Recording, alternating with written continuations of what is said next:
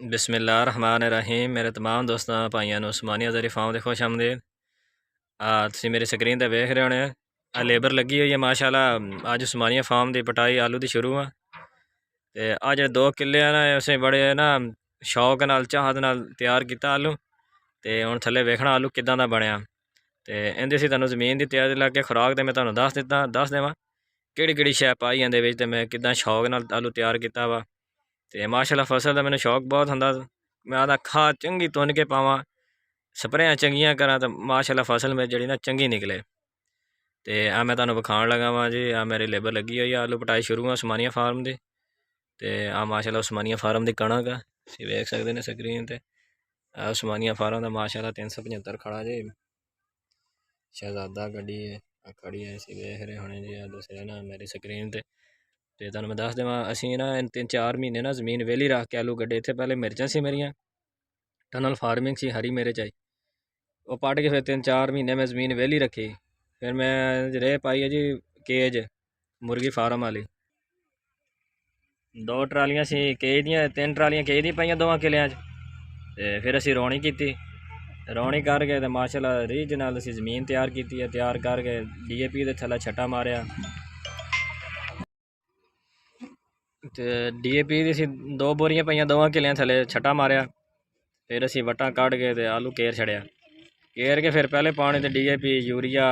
Zinc यानी कि असीं खाद इन्हां में चंगी तसल्ली नाल दित्ती है पोटाश पाई है 25 किलो तो थैला ही पाया 5 लीटर ही पाई है यानी जिन्नियां इंपोर्टेड खादां सी स्प्रेयां सी 5 स्प्रेयां असीं इहनूं कीतियां वा बुरान दा आखरी स्प्रे मारिया वा हुमक एसिड पाया वा इंशाअल्लाह हुण मशीन आ जानी है तो पटांगे तो तुहानूं दसांगे जिहड़ा ना किदां दा आलू निकलिया सैज तुहानूं चेक करावांगे ते असीं वेख सकदे माशाअल्लाह लेबर लगी हुई है तो असीं विकास फार्म दा आलू पटिया वा ते आ साडे ठेकेदार दा लेबर आ उन्हां तो पुछावांगे माशाअल्लाह किदां निकलिया जी। हाँ जी मैं तुहानूं कहा सी ना लेबर दे ठेकेदार आ गए जी भाई सोनू खान ते असीं विकास फार्म दे आलू पटिया वा ते मैं तुहानूं पुछ देना इन्हां ने खुद चुगाई कीती है तो पुछदे किदां ने। हाँ जी भाई सोनू दसियो जी माशाल्लाह विकास फार्म जैसे आलू चुगे ने माशाल्लाह बहुत अच्छी एवरेज ही है और पटाई भी बहुत अच्छी है ते कोई मसला परेशानी तो नहीं है भाई ये बहुत अच्छे हैं साडे नाल बहुत अच्छा तावन कीता है जी। हाँ जी शुक्रिया भाई साडे अवेलेबल ठेकेदार हैं जी लेबर है माशाल्लाह इन्हां दी लेबर लगी है इसी वेख सकते हैं आलू पट रहे हैं सारा उस्मानिया फार्म की कणक है जी देख सकते हैं दूर ताईं। हाँ जी उस्मानिया फार्म है जी आप ये देख रहे हैं उस्मानिया फार्म की ट्राली खड़ी है देख सकते हैं तुसीं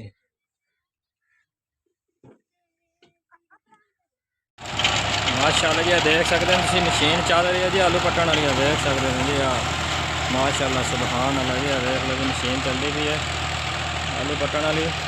देखते हो जी माशाअल्लाह जी आलू चेक करो जी थल्ले आलू कितना निकले जी जिन्नी मैं शौक नाल फसल पाली सी ना जिन्नी मैं खाद पाई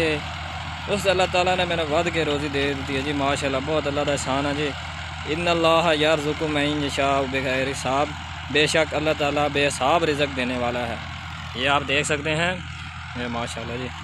आलू चेक करें माशाअल्लाह जी माशाअल्लाह बहुत सोहना आलू निकला जी मेरा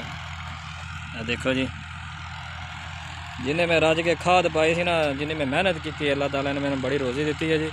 माशाअल्लाह सुबहान अल्लाह जी अल्लाह ताला निज़ाम वेखो जी माशाअल्लाह लेबर लगी हुई है चुगाई भरती से मशीन भी चल रही है आलू पट हो रही है जी।